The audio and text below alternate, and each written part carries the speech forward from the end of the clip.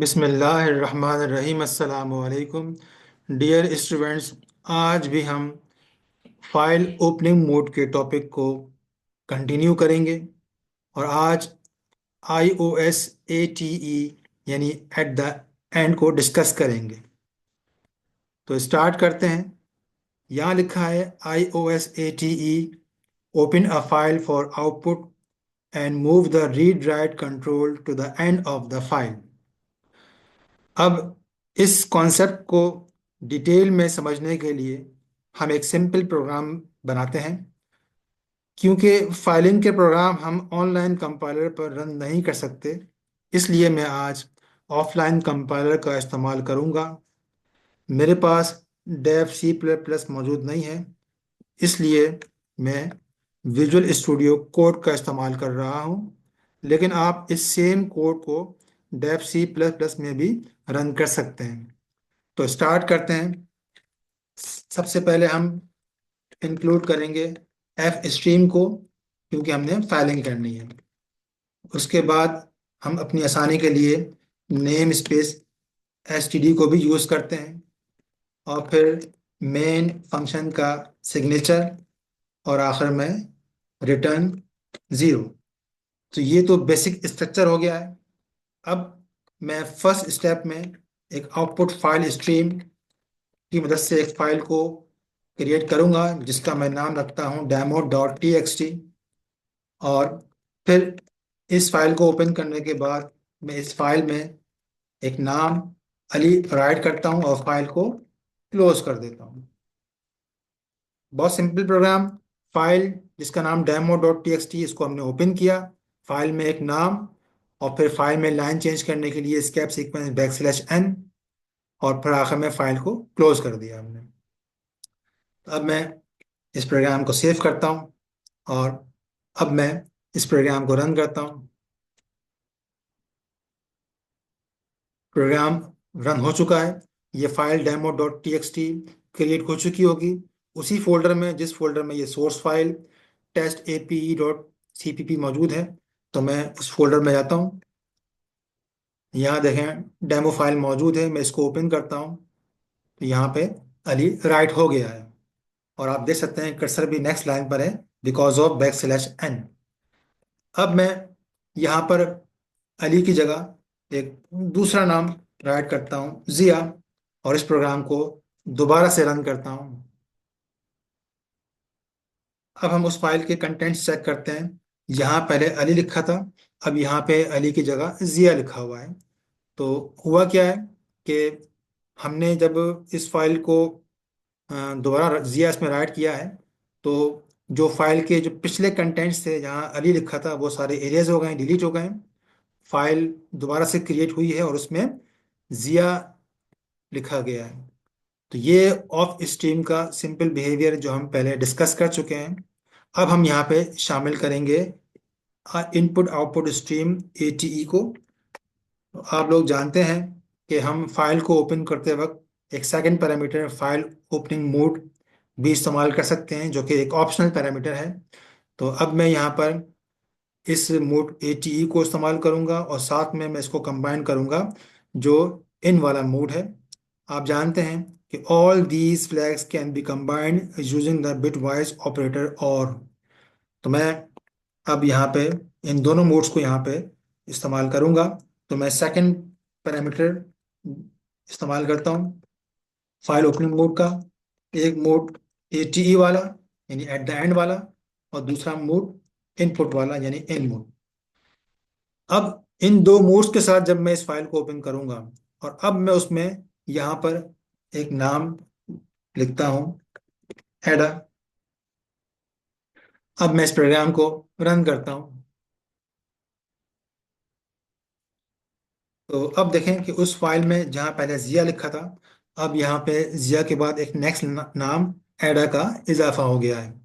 तो यहाँ पे आप लोगों ने देख लिया कि इस फाइल ओपनिंग मोड ATE यानी एट द एंड ने क्या बिहेवियर किया, कि जो फाइल के प्रीवियस कंटेंट्स थे वो भी लिखे रहे, और हम जो मजीद लिख रहे हैं तो वो मजीद फाइल के एंड पे लिख दिया गया है।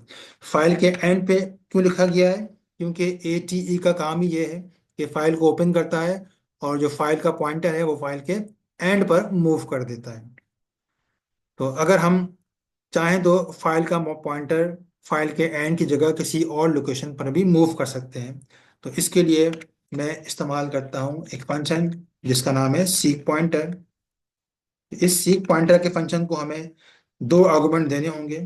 पहला आर्गुमेंट जो ऑफसेट है, और दूसरा आर्गुमेंट कि हम एक फ्लैग बताएंगे कि किस पोजीशन से हमने मूव करना है। तो मैं बिगनिंग की पोजीशन से मूव करता हूँ। ठीक है। तो हमने सीक पॉइंटर के फंक्शन की मदद से हमने बताया कि फाइल की बिगनिंग से आपने मूव होना है, और जीरो का मतलब यह है कि कहीं मूव नहीं हो रहा, मतलब बिगनिंग पर ही रहना है आपने। ठीक है।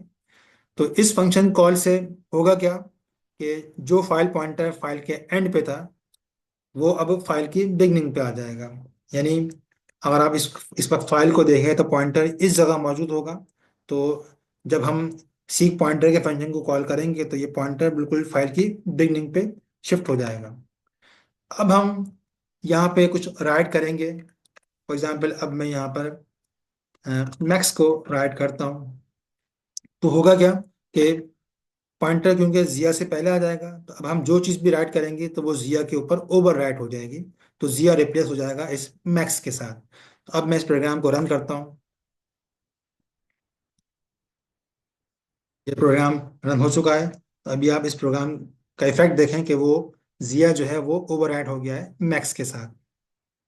तो उम्मीद है कि ये कॉन्सेप्ट आपको समझ में आ गया होगा।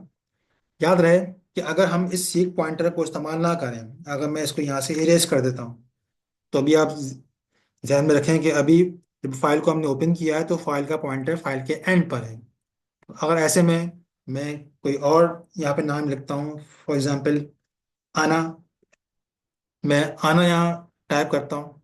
अब इस प्रोग्राम को मैं रन करूँगा तो वो आना फाइल के एंड पर अपेंड होगा, एंड पे लिखा जाएगा।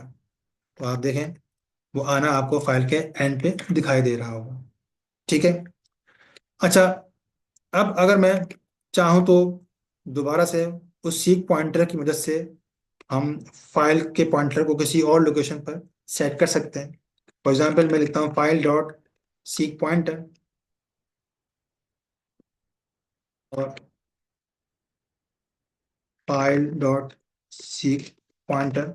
अब मैं यहाँ लिखता हूँ कि हमने जो पोजीशन है वो -5, और जो फ्लैग है वो एंड वाला फ्लैग। ठीक। यानी मैं फाइल के एंड से आखिर से मूव हो रहा हूँ, और क्योंकि हम फाइल के एंड से मूव हो रहे हैं तो मैं यहाँ पर जो ऑफसेट दे रहा हूँ वो माइनस में दे रहा हूँ। अभी आप जानते हैं कि पॉइंटर यहाँ मौजूद है बिकॉज ऑफ \n। तो \n तो हो गए 2 करेक्टर, उसके बाद आना के 3 करेक्टर हो गए, तो 3 + 2 ये 5 करेक्टर्स हो गए। इसलिए मैंने कहा है कि जो -5 जो है वो ये कह रहा है कि फाइल के एंड से बैक हो जाओ पीछे 5 पोजीशन। तो अभी हमारा पॉइंटर जो है वो फाइल के एंड से इस आना के ए के पास आ जाएगा। ठीक है। तो अब हम यहाँ पर आना को रिप्लेस करेंगे एक दूसरे नाम काई से। तो अब मैं इस प्रोग्राम को रन करूंगा तो होगा क्या कि ये जो एना है ये आना रिप्लेस हो जाएगा काई से। अब मैं इस प्रोग्राम को रन करता हूँ। प्रोग्राम रन हो चुका है। अभी आप इसके कंटेंट्स देखें तो आपको आना की जगह काई दिखाई दे रहा होगा। तो उम्मीद है कि अब आपको ये ATE का जो फ्लैग है ये समझ में आ गया होगा।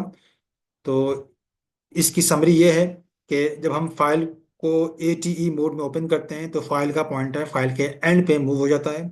हम जब भी कुछ राइट करेंगे तो फाइल के एंड पे राइट हो रहा होगा। लेकिन अगर हम चाहें तो इस सीक पॉइंटर के फंक्शन की मदद से हम फाइल का पॉइंटर कहीं भी मूव कर सकते हैं और फिर उस फाइल में किसी भी पोजीशन पर कुछ राइट कर सकते हैं। अब आते हैं हम difference between ATE and APP। हम पिछले लेक्चर में इस APP या अपेंड मोड को डिस्कस कर चुके हैं, और अगर आपने वो लेक्चर देखा नहीं है तो मैंने उसका लिंक डिस्क्रिप्शन में शेयर कर दिया है, उसको आप देख लीजिएगा। तो अभी मैं इस अपेंड मोड को और ATE मोड के बीच में जो फ़र्क है वो समझाने लगा हूँ। अब मैं इस प्रोग्राम में क्या करता हूँ कि फिलहाल तो मैं इस ATE की जगह APP या अपेंड मोड को इस्तेमाल करता हूँ।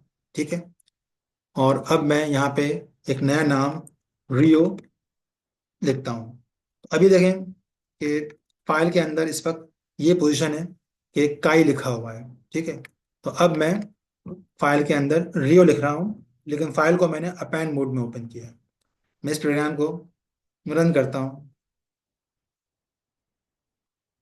प्रोग्राम रन हो चुका है। अब मैं उस फाइल को चेक करता हूँ, तो आप देख सकते हैं कि यहाँ पे फाइल के एंड पे रियो लिखा हुआ आपको दिखाई दे रहा है। ठीक है। तो यहाँ आपने देखा कि अपेंड मोड ने क्या काम किया। जिस तरह एटी ने काम किया था कि फाइल के एंड पर जो पॉइंटर था उसको मूव किया और वहां पर रियो को अपेंड कर दिया, यानी रियो को वहां पे लिख दिया। अब मैं यहाँ पर सीक पॉइंटर के फंक्शन की मदद से फाइल का पॉइंटर किसी दूसरी लोकेशन पर मूव करता हूँ। मैं कहता हूँ कि फाइल डॉट सीक पॉइंटर, और मैं कहता हूँ कि फाइल की बिल्कुल बिगनिंग पे आप फाइल पॉइंटर को मूव कर दो, यानी अब फाइल पॉइंटर बिल्कुल फाइल की बिगनिंग पे मूव हो जाए। और उसके बाद फिर मैं वहां पर एक नया नाम लीड टाइप करता हूँ। ठीक है। तो हम इस वक्त यहाँ पे इस फाइल में एक नए नाम का इजाफा कर रहे हैं, ली का। और मैं चाह रहा हूँ कि वो फाइल के बिल्कुल बिगनिंग में यानी मैक्स की पोजीशन पर राइट हो जाए। अब मैं इस प्रोग्राम को रन करता हूँ। प्रोग्राम रन हो चुका है। अब हम चेक करते हैं। यहाँ आप लोगों ने देखा कि वो ली जो है वो फाइल के एंड में ही लिखा गया है। ऊपर हमने फाइल की जो नई पोजीशन बताई थी उस जगह इसने नहीं लिखा है। तो इसका मतलब ये है कि अपेंड मोड में हम जब भी कुछ राइट करेंगे तो वो हमेशा फाइल के एंड पे ही राइट होगा। यानी हम सीक पॉइंटर से फाइल का पॉइंटर कहीं भी मूव कर लें, लेकिन अपेंड मोड होने की वजह से राइटिंग हमेशा फाइल के एंड पे ही होगी। तो ये है वो डिफरेंस जिसका यहाँ मैं जिक्र कर रहा था कि एटीई और एपीबी में जो बेसिक डिफरेंस है वो यही है। तो उम्मीद है कि ये डिफरेंस आपको समझ में आ गया होगा। अब आते हैं आज की टास्क पे। इस प्रोग्राम को आप लोग नोट कर लें। इसमें आपने एटीई का यूज़ जो है वो सीखना है और उसको इस्तेमाल करना है। इस दौरान कोई प्रॉब्लम हो तो आप मुझसे कमेंट्स में पूछ सकते हैं। अल्लाह हाफिज़।